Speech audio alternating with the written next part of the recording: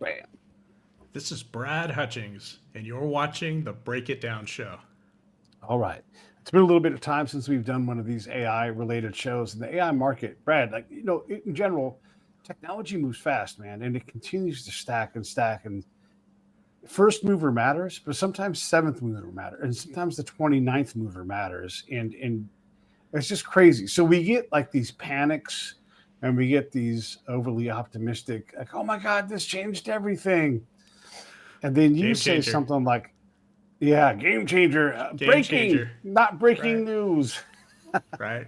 But you dropped a good one on me today. You're like, I've stopped calling it AI. And I think this is a great thing because I said to you the thing that I've known for a while, like we call everything AI now, right? And my blender knows how to make a margarita versus a pina colada. Mm-hmm. That's AI.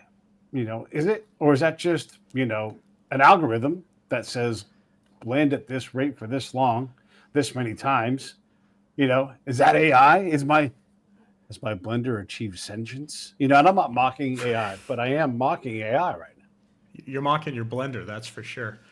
So Now my blender is smart. algorithms themselves used to be cool. It was cool enough that I got a master's degree in it. So way back when they were really cool, but now everything is, what are you doing with AI? What are you doing with this? What are you doing with that? And what we're talking about when we talk about AI these days is we're talking about generative algorithms, like the completion algorithm that does text or the diffusion algorithm that does pictures and video. And these algorithms, what's really cool about them is that somebody like me who spent a few years doing academic training can actually understand how they work and what they do. Even people without academic training can get an understanding of how they work and what they do. And Pete, even people who use them, by using them in certain ways and seeing how they perform with some basic inputs, can get a sense for what they do, and we can reason about that sense. That's what computer science is all about. It's why we're not mathematicians. We claimed 80 years ago we can start to make sense of these things and reason about them and talk about the limits of their capabilities and know what those are. And we can walk through our code line by line and we can see what it's doing. Pete, another thing we were talking about today that made you laugh, earlier, was I said we still can't generate random numbers. Right. Right. Yeah. No, it's We true. we Right. Yeah. these are Right. these are when we generate what we call random numbers with computers, they are pseudo random numbers. There is a Right. generator function and it has a seed input, and if you give it the seed input that you gave it the last time, it will generate the same sequence of numbers. That's not random. Yeah. Now, good enough for government work, good enough for cryptography, good enough for anything we want to throw at it. But Right. still, we don't know how Not to random. generate we don't know how to Yeah. generate random numbers. That's crazy, Right. huh? The So the proper idea that name we're, would be the not random number generator. yeah, we And call yet it and yet to anybody's eye, it's completely random. But these differences matter. Now let's talk about we that too. we call them pseudo random number generators when we call them, what they are. So Mhm. this whole sense that somehow throwing a whole bunch of hardware together and running code that we can understand somehow establish sentience. You hear people talk about sentience when they talk about AGI. What does AGI even stand for? It's the big thing we're all working for, allegedly, spending hundreds of billions or trillions of dollars on. Trump stood there with Sam Altman, Larry Ellison, and I don't know how to pronounce his first name, but Sun from SoftBank in Japan, and announced Right. $500 billion of a private initiative to do AI. And this was the amazing thing this was the amazing AI initiative. So Mm. less than a week later, we have just a few days later, in fact, we have an announcement from a small Chinese startup, a guy who's barely out of grad school. He's 5 years out of grad school. He's a quant, and he Right. put together a little team and about $5 million of investment, and they made a model, an open weight model. Some call them open source, but we'll call it open weight. That is basically lit the world on fire. Like everybody's like, Right. wow, that can do what OpenAI is doing, and it's pretty amazing the conversations that started for me this week, because I've been ahead on can we run these things on our computers? Can they give us, good enough answers that we don't have to put in the cloud along with all our customer data and all those other things? So it's an interesting time. But they aren't intelligent, Pete. These algorithms are not intelligent, artificially or otherwise. They are generative algorithms. Generative algorithms. And when you Yes. talk about a not random number generator, why does it even matter? Like again, like you and I, if we both ran the thing, we'd be like, that's totally random, right? Uh-huh. But it's not. And so when does it matter? When does I was telling you about this episode of Jordan Peterson, who was talking with this guest, and he declared, John, if you watched that, but he declared AI sentient by a given standard. They both declared AI sentient, and it was the scariest, cringiest stuff I think I could ever hear. The guy's got an absolutely great point, by the way, about the ridiculous accounting we're doing with energy to pretend that we do clean energy and to write oil out of it, fossil fuels out of it. That's insane. We do insane things with that when fossil fuels power the world. But at the same time, we're kind of backed into a corner right now because these people do think it's sentient, and they do think it's important to turn all the energy we have at our disposal into this sentience. Right. Totally crazy. So let's go back to the sentient declaration by Jordan Peterson. And look, this isn't knocking these guys. Look, we're all trying to figure this out. And I'm knocking these guys. Okay, that's fine. When we're talking about academic situations and you're trying to establish a theory, whatever it is, you're going to say, in this case, given these parameters, and I'm making like a longer statement than they would normally pay, but like you talk about a very specific moment in time when you talk about an academic finding, because you can't just make these gigantic statements, because then all of a sudden there's just too many areas where you can't say definitively that what you're saying is true. So you have to say, if a AI generating machine can come up with whatever, then it's sentient, right?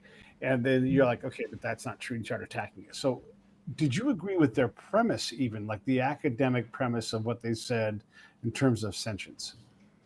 I honestly found it laughable, Pete, and I'll tell you why. It's because computer science is a discipline, and now I'm not talking about the subdisciplines. There is a subdiscipline of computer science called artificial intelligence, and it's come up with crazy stuff over the past 50 years. Absolutely crazy stuff over and over that we then rein them in and say, hey, stop your craziness. The discipline itself, what I studied in college and in grad school, was about being able to say, no, these things aren't sentient. They actually have limits, and we as human beings can understand what we've created. What the claim of the sentience people is that we throw so much hardware, energy, mixes of software together that it's beyond our ability to comprehend. And we can't do that. We can take any one of these systems, and it may take us some time, but we can decompose it to its little parts. We can find the problems, the bugs. We can tell what it's doing. And it's not coming up with a mind of its own. It absolutely is not. That's why we have computer science, is to be able to tell you that. Right. Let's go back to sentience then. And again, we'll use this Jordan Peterson episode. Sure. And I'll put a link for that show. And look, I think the episode is fantastic. The conversation is great, but there's a lot of AI, generative AI algorithms in there. And when they're talking about how do we even know, like, look, we can go break out our Descartes, our Cobb and Hobbes and all these other philosophers. When something is sentient, it's hard to even understand like why I'm sentient. Like, are we even a simulation? This question that we ask ourselves. And I swear to God, I was in Walnut Creek the other night, and I saw a non playing character in a game in the parking lot I was in, and I'm like, oh, what's that guy doing? Because he was just standing there with his back to me, and you have to imagine my back's to you. He was standing there like this, and I'm like, what is that guy going to animate and turn on? But like, walk down the street, like, oh my God, am I in a simulation? So he's got to rest. Being a little bit silly, but that sentience, even now, like just the last show I recorded a little while ago, it'll come out later in the week. But we were talking about, as we get to our 50s, at least for me and him, our wisdom, is reaching a level where like we're more wise than we are, say, agile, right? Yeah. And that wisdom comes because you start to recognize, you start to be able to see people that you couldn't see when you were 20, and you were just completely focused on, but I can do 100 push-ups, watch me, and you're like, your grandfather's like, you have no idea what the fuck you're doing, do you? Yeah, but here's the point, Pete. We could. That was the point. Okay, let's hear it. Let's talk about Cinch. I mean, this is the whole thing, Yeah. right? I mean, I think it's nice that they believe that. That's really great. It's just not there. It's not there with these algorithms. And these algorithms, the same algorithms that OpenAI runs, to the completion algorithm, is the same algorithm that I run on my laptop. I just run it with a smaller data set. And what you're asking me to believe, if OpenAI, if ChatGPT has some sort of sentience to it or whatever else, is you're basically asking me to believe that the same algorithm I run on my laptop with a smaller data set has sentience too. Right. And Right. my laptop is nice. It is not sentient. That's just not happening. Right. We don't. The, You can't scale. You can't scale that up and get sentience. That you can't. Yeah, I mean, we talked about this before too. This is a fancy version of the 20 question machine that was a big thing in the 90s. Think of a thing, anything, Granny Smith apple. And they're like, and then you slowly ask questions, and it's just only so many questions before you can have your own mind blown. And you're like, look at this thing, knows what I'm thinking, right? Right. I mean, you had a mentalist on your show. You've had him on a couple of times. Right. And Yeah, it's the way I like to appreciate it is you don't have to pretend that it's sentient to acknowledge that it's magnificent. Like we can be delighted by the results, but we can say, hey, those results are because this is a complicated machine running a complicated algorithm on complicated data, and it makes these delightful results. It even makes them often. It makes us happy with the results. Even when they're wrong, we're happy with the results, which is weird. Yeah, you and I have been talking about how to put these things to work for us. And again, like I'll reference this show that Jordan put up and how his guest was using AI. And I'll say his name. I don't want to give the impression that this is negative, but it was such an interesting approach to using generative algorithms and trying to work on this forefront of energy policy. And that's what his name is. Let me get this right here. Alex Epstein, right? And I'd love to have him on the show because our energy policy has to be better. So let's say that for the last time. But as they're talking about how he's using AI, it sounded like he was like, look, it makes mistakes. So do my people, sort of these. Also, before I go talk to, and this is where I think he worked it well, then I'm gonna shut up. He's like, before I go talk to these $18,000 an hour lawyers who work in this space, I'm going to work on using AI to work on my creativity to find the thing that I really need to discuss with them. I'm not going to let it do all the work, but I'm going to let it inspire the direction I'm going. Yeah, an analogy I like lately is vacuuming your house with a lawnmower. Like, it would work, right? The lawnmower sucks up. That's how the grass gets in the bag, is because there's suction created, right? Is it the right tool for the job? Is it a safe tool for the job? Maybe not. Can he, in a pinch, he could certainly make it work. If he doesn't cut his feet off and he doesn't eat up a carpet with it, call it a win. That's great. I'd want to see in detail what he's doing because these algorithms work on details. They don't work on generalities. They work on the detailed input. I'd want to see that. I'd want to see his actual workflow before, I, the reluctant AI expert, put my blessing on it or don't put my blessing on it. One of the big surprises to me, Pete, I've talked about it before, but I ran into this guy on LinkedIn who was really, really jazzed that he asked ChatGPT to tell him about a company before he went into a sales call with the company. And my immediate reaction was, well, it's going to give you BS. Well, why are you doing that? You're going to get garbage. And then I stepped back and I thought about it. What's he trying to do here? He's not trying to get facts about the company. Facts are not what matters. He's trying to get the vibe of the company. And these generative algorithms do a very, very good job of describing the vibe. They may get the facts wrong.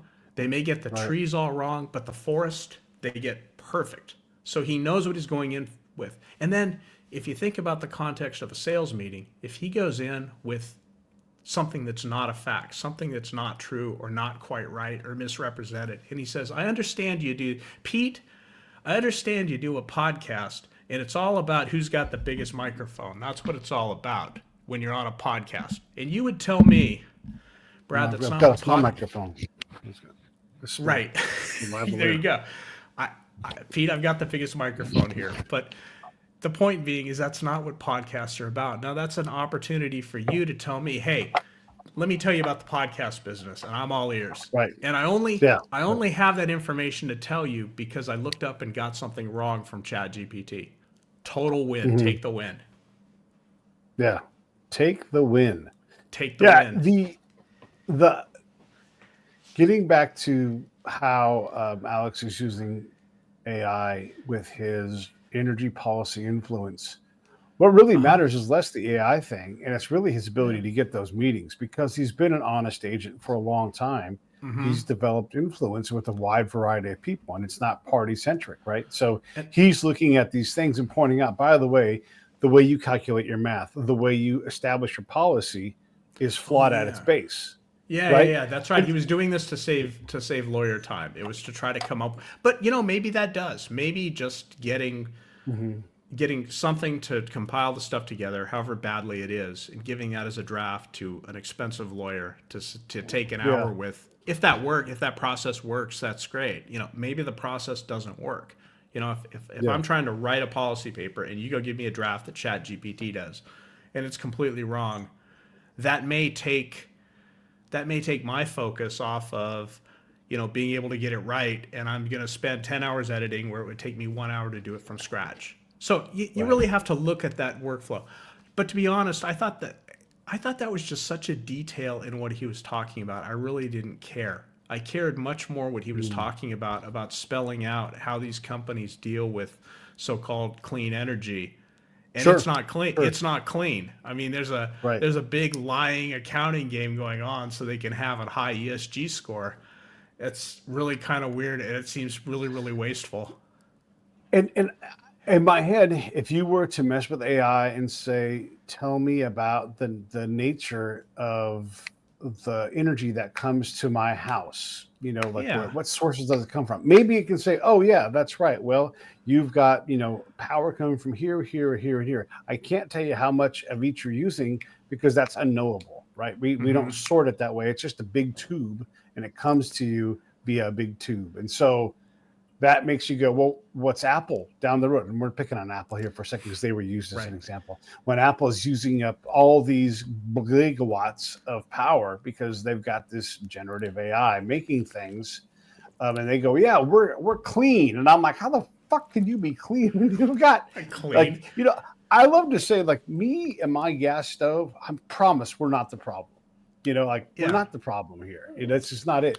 But energy policy looks at it and goes, "Oh, Pete, geez, you got 93 gallons a day of water going through your house, and and it struggles to master that." So Alex comes in and says, "Look at the root of your calculations here," and AI seems to reliably. He was super stoked about it, and he was stoked about paying the subscription for the higher level of ChatGPT. Well, he was stoked about if we could generate all the energy, if we could take all the sun's energy and convert it into AI processing, we would have so much intelligence. I mean, that's taking his position to an extreme. I'm not sure that happens. I think, on the small end, I've got a laptop here. I don't use a GPU. I can generate wonderful stories with it that aren't as annoyingly loquacious as the stories that ChatGPT would generate. I'm using it for the right purposes, for the purposes that the generative algorithms are good at. For the purposes of this conversation, I developed an image using Grok. Grok, it's fun to play with, right? I know, I owed you that. It's all right, buddy. It's all right. It doesn't matter because I can quickly make it with my robot, right? And so I typed in, create for me an image of Brad Hutchings interacting with DeepSeek, and it's like two dudes in a room. Is that what you want? Two dudes in a room. How about two dudes in a room? And I'm like, I hope my mouth was sort of closed. My God. Well, yeah, and a couple of the guys looked like like alarmy stock photo dudes. Like this has been trained on their, But then And then I said, oh, okay, that didn't work. Total swing and a miss, right? And I'm like, all right, Right. now I know it's not going to work, but let me just try this. Show me a compare and contrast visually of Grok and DeepSeek. And it's like, how about these beavers? Beavers on a chart. Beavers on a chart? Is that what you want? Beavers on a chart. Right. I will not trust my energy policy platform and if my accountability is valued, right? Because I'm trustworthy. I don't tell Alex is like that. That was my business before when I was a spy. I'm going to tell you what I saw. You disagree with my analysis, that's fine, and I'll go back and clarify. But you're paying me to be honest here, Mm-hmm. And when you need bad news, here comes bad news Turner. Hey, I got bad news for you, But if Grok can't handle that, if DeepSeek can't handle that, if Copilot can't handle that, I'm not going to lean that hard on it to go into this $18,000 an hour attorney with how about a picture of beavers? You know what? The entire end-to-end process seemed to work for him. Now, could I optimize this process a little bit by telling him, hey, don't spend $200 on ChatGPT, do it on your own laptop? Yeah, and the results would be just as good. Yeah, let's talk. The results would be just as good. Right. So Alex is sitting here with us, right? Boop. He's in a third screen, and you're like, hey, man, don't do that. Or how about give Brad $10? Just like let me set this thing up. But what is the pitch to Alex if he was sitting here with us? My pitch is give me an afternoon and I'll save you a whole bunch of money. And I'll just say, hang with me for an afternoon. I want to hang with you. I want to see what you do. And we're going to take every input that you put into ChatGPT and we're going to put it into, let's call it DeepSeek, running on my laptop. You can't possibly imagine how it could be as powerful, but I'm going to show you answer for answer that it keeps up with everything you're doing. Because what you're asking for is general knowledge that ChatGPT has. ChatGPT does not have special knowledge about the oil and gas industry. It just has a lot more parameters, and what those turn into is not more general knowledge. They turn into bigger SAT words strung together. That's what they turn into. And I'll show you that for the application you're working on. I'll show you that for an application I'm working on. And you'll start to get in your head that the big expensive models running in the cloud, saving all of your interactions, saving the data that you upload that's from your customers and stuff, are really not better interactions than you would get keeping it all private and local. And when that hits you, then your default would be go private and local. And you know what? If you don't like the answer, well, then ask ChatGPT and maybe it gives you something better in that case. Yeah. And that goes back to his root premise. Like, hey, my people make their mistakes on directions already, right? Mm-hmm. So I'm still dealing with mistakes. But now you're saying don't spend extra money on it. Keep it off of the web. Keep it small scale. And then, and have your own so you're not dependent upon somebody else's anything, right? And one thing we have learned these last few years is that if you find yourself, whether it's true or not, politically misaligned with your platform or whatever it is, pick on Patreon here, they can lights out your business because you're dependent upon them. And you're saying, don't depend on somebody else. Don't publish stuff to the web where anybody can access it. Do this thing on your own thing. Okay. Hey, I'm glad my business didn't depend on my Twitter presence because under the old regime, I was booted. Me too. Me too. Yeah. So, that can definitely happen. There's a hybrid model too, Pete, and that is where, say, someone you trust, and these will probably be smaller vendors, not bigger vendors with their, clashing agendas. Someone you trust could put up a version of the LLMs I offer on the web so they're accessible to you. You don't have to install them on your computer, but they're accessible on the web. They're accessible wherever you are. They're accessible on your phone. They're accessible to your coworkers. And for a fee that might be $100 a month, $200 a month, maybe $500 a month, depending on how much service they're giving you, we'll provide that private service to you. And you want to know something cool? I was on the phone this morning at 11 a.m. with a dude I'd never met, who I just knew from my LinkedIn contacts, and just had a feeling about him that he and I were sort of on the same page. We're planning to do that.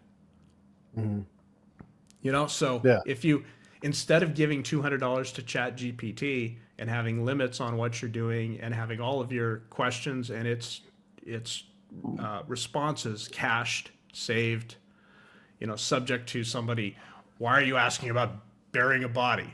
Yeah. That's my test, by the way, right? Can I ask the thing how to bury a body? It turns out with all these small models, you can ask it how to bury a body and get a good response. So if you're a Yeah. screenwriter trying Right. to write something about the bayou, murders in the bayou, yeah, the thing can help you out. Because anybody who really wants to bury a body because they have to bury a body, they're going to figure it out.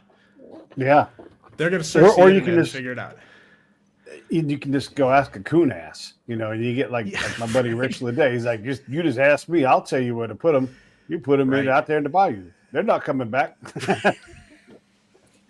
And you don't got to train Rich. He'll just say it. He'll just say it out loud. He's like, you gotta behave out there.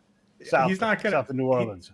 Right. He's not gonna report you to the authorities for asking about where to bury a body. No, because you might take me out to the bayou. Hey, Rich, you want to go fishing? Hey, I want to go fishing, but I want to come back too. I want to come back in a barrel. Yeah. And this is the thing that's like, oh, you're so precious with your little rules, right? Like, right. There is an anarchist cookbook in the library. You can absolutely go check it out. Yeah. It's in so many sources. The FBI can't track every place that it goes, even if it wants to track the library. And look, there is that rumor, like, when you check that out, there's an automatic, like, yeah, maybe, but really, no.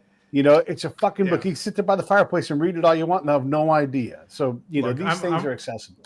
I'm on a TSA watch list for showing too much butt crack one day accidentally. I mean, the last thing I'm concerned about is that they know that I've read. Yeah. Yeah. Right. The last thing they care about. Okay, so we get into these runs where something takes off and goes crazy, right? Mm-hmm. And then we shift dramatically. And so I'm going to bring this back to energy policy, because one of the things that Alex and Jordan discussed was we are consuming energy at a rate that has caused all of the corporations earlier, like, we're going to make everything green by 1992 or whatever it was going to be. They've now have to eat those words, because now they're like, by the way, what we want is gargantuan leaps in how much energy we consume. And so again, if you wanted to be environmentally conscious and use generative AI, then you would have to do it on your laptop, small scale Brad style, right? Because you wouldn't want to have a server crater full of server farm in some kind of moon orbit, all the energy it takes to do that, to get to the information that you're going to need. We consume more and more energy all the time, and there's nothing stopping that. Nothing. Yeah, it's worse than you can even imagine, because what we're talking about is where Microsoft has literally put in some billions of dollars into the process of reopening 3 Mile Island, which you think, okay, it's not Diablo Canyon, it's not what was the one, San Onofre. It's 3 Mile Island. Okay, yes, more people were killed in Ted Kennedy's car than at 3 Mile Island. That's an absolute truth. But at the same time, it's still the worst nuclear accident or near nuclear accident that we had, in the continental United States. And I mean, that's even actually it was the 50th anniversary of accidentally dropping 2 hydrogen bombs on North Carolina that didn't explode just recently, last week. Yeah. I mean, we've done stupid things, right? Oops, a daisy. Yeah, right. That 3 Mile Island was the closest, in all of our memory that are our age. That is unthinkable that is anything but a park. You mean it still has the cooling towers? It still has generators that we could recommission and reopen? That's crazy. Well, no, Microsoft is paying for it. That's going to happen in 4 years. Right. Because we need all this energy. Yeah. So, and again, this is on topic but adjacent. So does this mean that because of the craving currently today for, all of the cryptocurrencies and generative AI, does this mean that we're going to get our wish of having more nuclear energy and going back to relying on carbon-based energy consumption?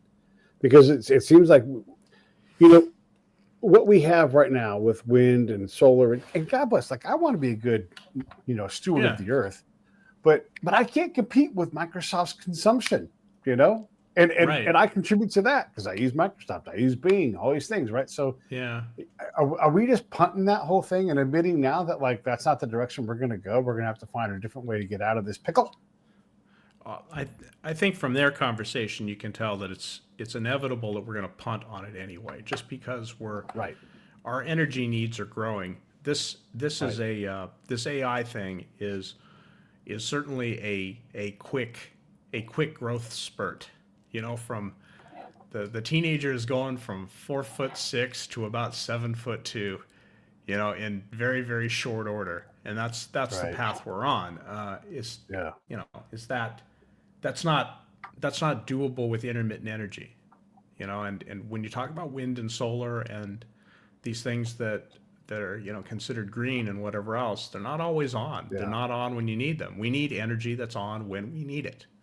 And Right. that's either going to mean Yeah. nuclear or fossil fuels. A Not a lot of pal of choices there. mine has recently installed solar and it handles the bulk of what his family needs, battery as well. Hmm. And he is like saying, if I do draw from the power company, you know, during this time of year when there's less sun and everything else, and at night, you know, yeah, I get charged, and when I access the network, I might get charged $1,000 usage fee, Hmm. even though I've got solar, you know, because that solar company, that power company on their end of the grid, they've got to find a way to stay open too. And if you don't need all Hmm. the energy you used to need, they still need that money to keep that place running, right? And so we're Hmm. seeing these unintended consequences of going to solar if it doesn't meet your needs for whatever reason. Like you want to dry clothes at night when you're home and not at work, right? Like a lot of people Right. do. Like, oh, there goes your battery power. We'll see you in Right. the morning when you got no power and you have to pay the man to get a little bit of heat for your Right. coffee. And so now you're paying $1,000. I'm saying $1,000, but there's a scenario where that happens, or Yeah. 250, you know, to access that thing twice a month in the winter. It's like I'm paying $500 to access power, not even for the energy I'm using. Yeah. This is all the cost of AI, isn't it? I mean, it could be. I mean, if AI grows that quickly and it's consuming energy that isn't being replaced, that could be. Is Mm-hmm. that, you know, is that actually what's going to happen? I'm not terribly sure. I don't think we found, Okay. well, we haven't settled on applications that are good with AI. Like Right. everybody says, oh yeah, it'll be AGI, but it's still, you know, Pete, it's still you and I making stupid pictures is what it is, Right. right? Right. Yeah. So You know, and then when you're looking at, yeah, when you're running a small business, right, yeah, and you have whatever it is, like let's say that my little production company grows to 20 employees. I mean, that is fully a small business, right? hmm, And it would be spectacular growth for me to be like, I got 20 souls to take care of. hmm, Um, how am I going to use AI in a creative field that I'm in? Like, how am I going to lean on that? Like, are they going to start screenplays and do like outlines for me? Okay, great. Or they can just write the fucking things themselves. You know, like we're trying to get quality to make, you know, these projects. Not, I don't need speed there, I guess is what I'm saying. How does a small company, a guy who owns a couple of franchises that sell fast food, you know, you bought a couple yeah. of Schlotsky's delis. How is AI helping that guy?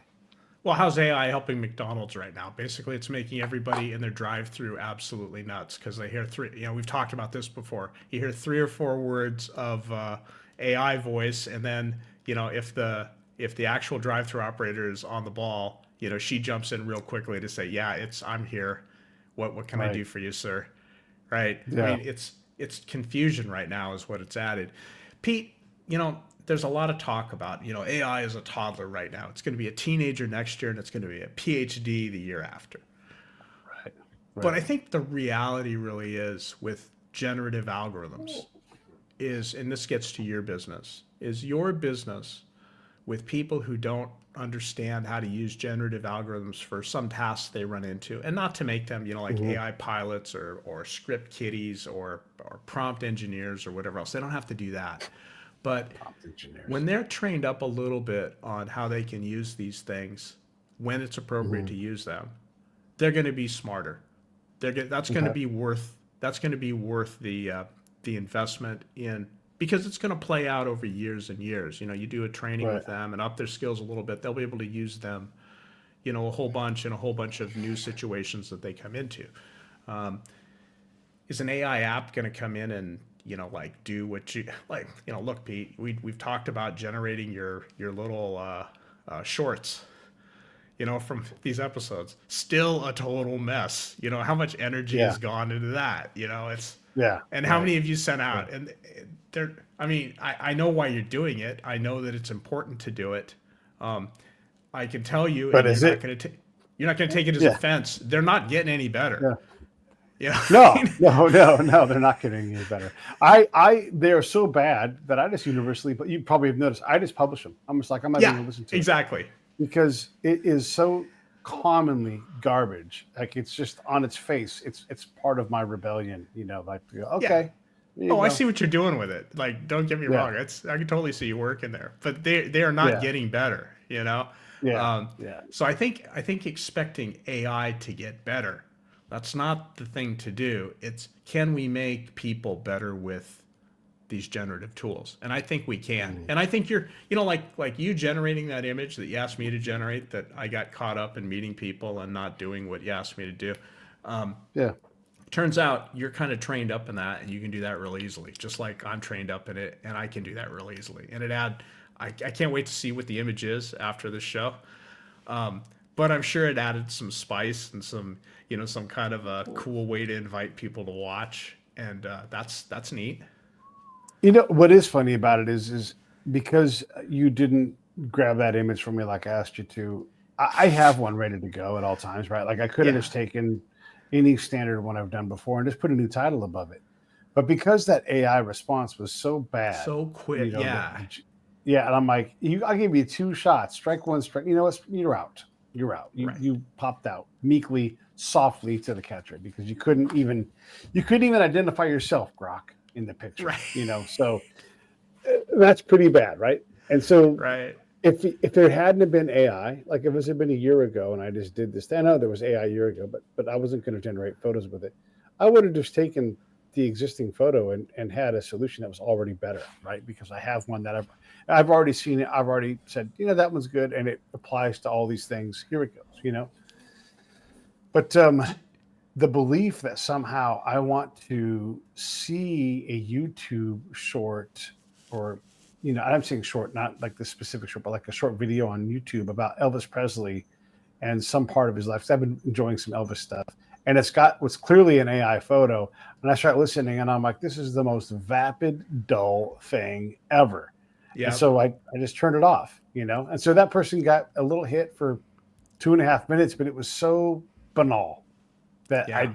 I'm like, there's no point in that. And I don't want more of that, man. I don't want stuff that's just easy and further clouds and adds noise to the sweetest things in life. Pete, rewind 6 years when you were doing lots of. I know, right? I got you on the. I got the cassette and I've got the pen doing the rewind. Yeah. But you were doing lots of album fights, and for a while you used to rely on me to do the goofy artwork for the album fights. Yeah, that was And fun. Yeah. at some point, I flaked on you because that was work. Like I couldn't. Like Mhm. I'm good with Photoshop, with stupid Photoshop things, but that's work. I could put 2 hours into that, and that would feel like Right. fast, right? And Right. Yeah. and sometimes I just didn't have time to do it, right? Well, this is kind of a cool thing. Is we're at a spot where if you've got a few seconds for writing a clever prompt, you can get something kind of neat out of Grok that advertises Right. what you're doing. That's a neat place to be, and it's neat to have the talent to do that because you don't have to rely on somebody, on a Photoshop hack like me to throw some things together and completely butcher it. You can have Grok completely butcher it in a couple of seconds. It's no Right. no overnight waiting for that. So that's pretty cool. And that's the kind of thing that we need to be happy that generative algorithms give us that, and we can do it. By the way, I do want to switch toward the big news of the day is that NVIDIA was down 17% of its market value on news of this Chinese open source model called DeepSeek. Like it has really rocked the industry. We want to be careful with comparisons. I mean, I could come up with Is it 9/11? Is it landing on the moon? No, it's not. It's not any of those. It's not Hiroshima. It's not Pearl Harbor. Right. Right. It's you came up with the telegraph. It's the I mean, maybe it's the telegraph. I came up with it's Pontiac Fieros. It's what I see that we have with that is we have this situation where the whole industry has been spending and spending and spending. This whole energy discussion is about, well, let's just spend $7 trillion on energy, or let's Right. redirect all of our energy policy because we're doing AI now, and Right. you'd have the Jordan Oops. Peterson, yeah, oops. Yeah.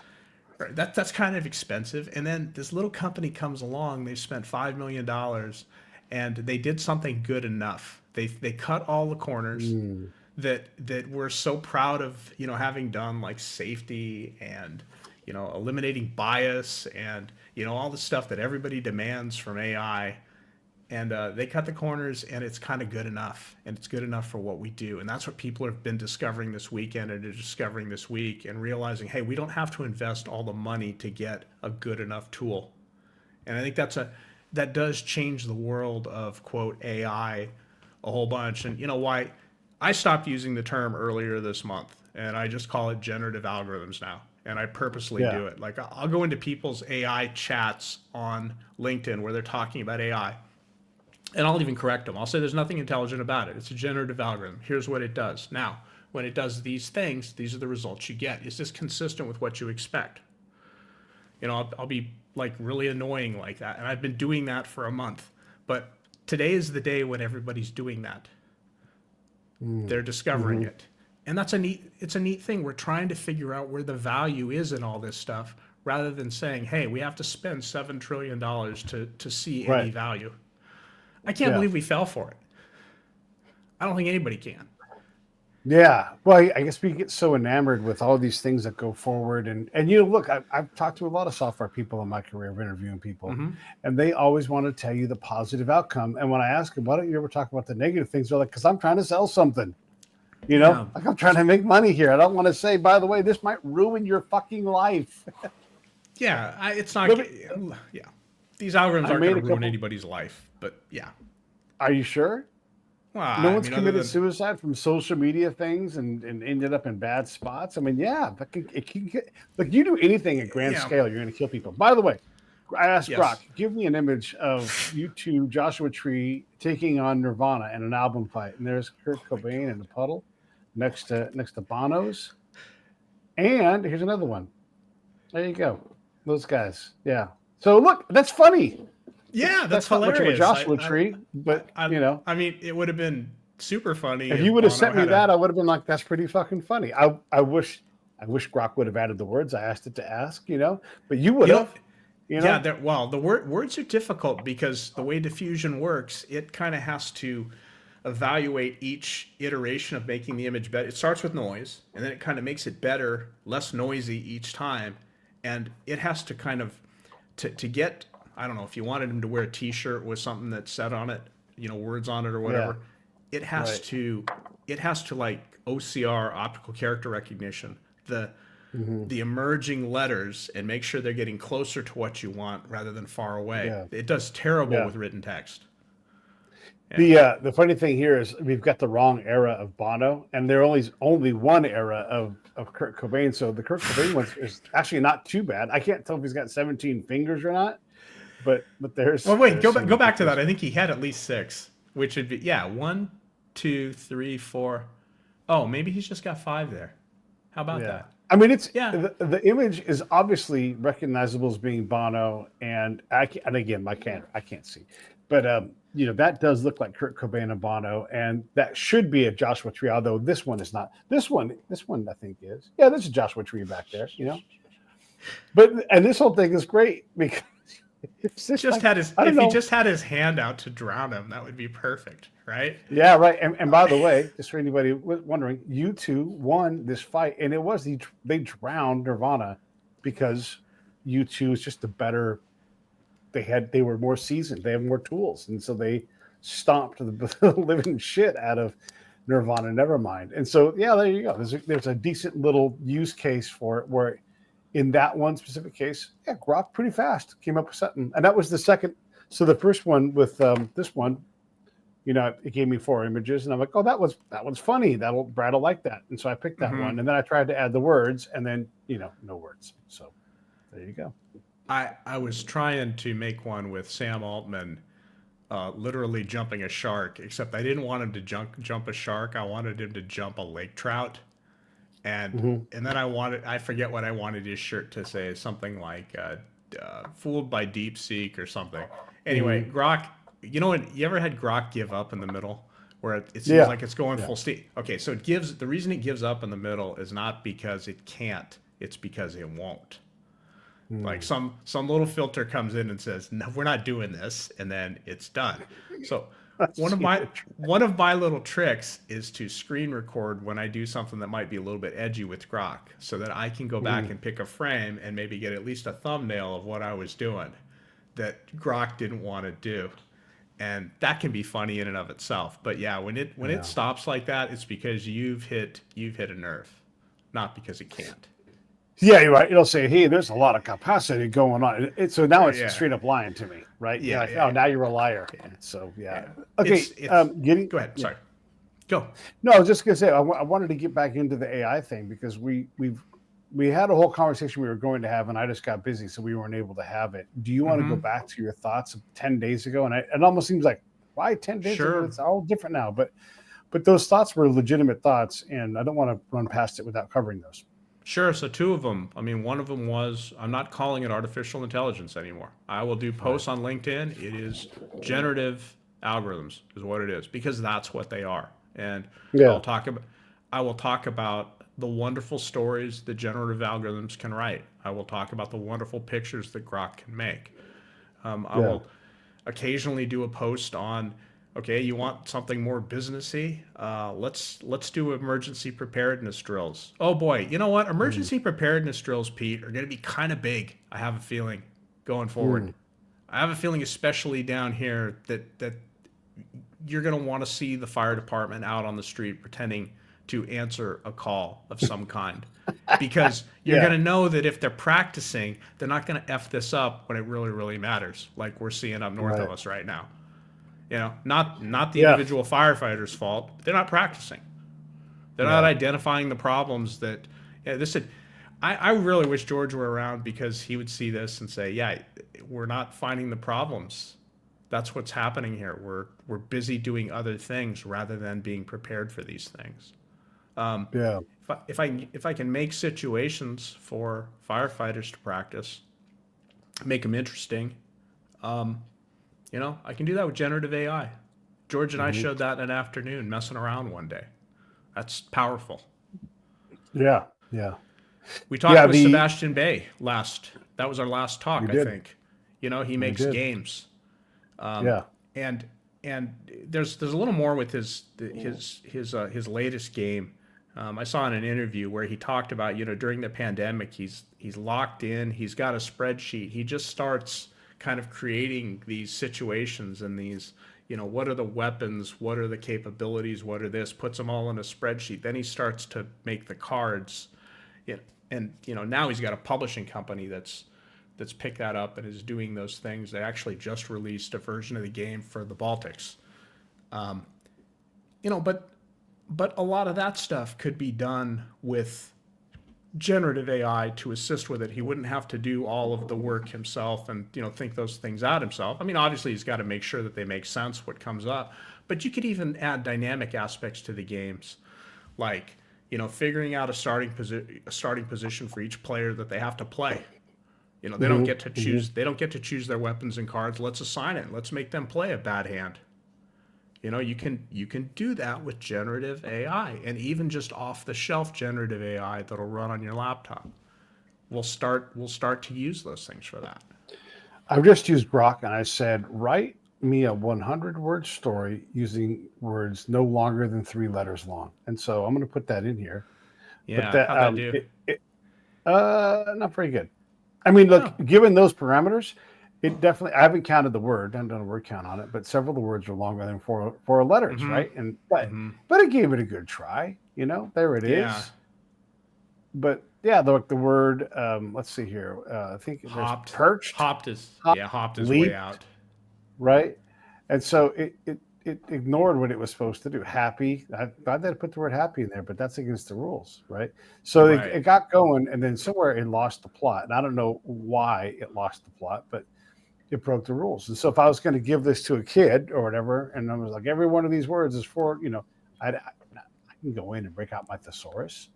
But Yeah. yeah, so it So we did have a friend. okay. We have a friend who did this, who made three-letter word books. This I That's was our inspired by buddy, David's work right there. right? Our Yes. buddy David. I I watched David in his process of writing one of these. It's very Mhm. difficult work, right? First, you've got to get the three-letter words. Now you've got to make it make sense. Now you've got to make it make sense and be interesting to a 3-year-old. Like, he had a lot of thinking work to make that happen. It Right. wasn't just stringing one word after another, which is, of course, Right. what generative AI does. This is not a great application for generative AI. Right. Weird, huh? Yeah. Now you've Yeah. I learned tried it. Right. And, right. yeah. You've learned that with this. You've learned, hey, I tried doing this with it and it wasn't very good at it. And that's a good thing to know. Mhm. That adds to your capability in using this tool. Yeah. So I always like to ask you to do this because you are the AI expert, the generative AI expert, or what I'm also now calling regenerative AI because you have to do it twice no matter what you do. The Right. That's why I'm calling it re. But when someone wants to get a hold of you and say, "God, Brandon, yeah, I saw you on Pete's show, and I'd love to hear more. How can you help me with my business? What's the pitch, man? Tell So me why people want to talk to you." so people should talk to me because I know how these algorithms work, and I can help them bridge the reality with that with the reality of their problem.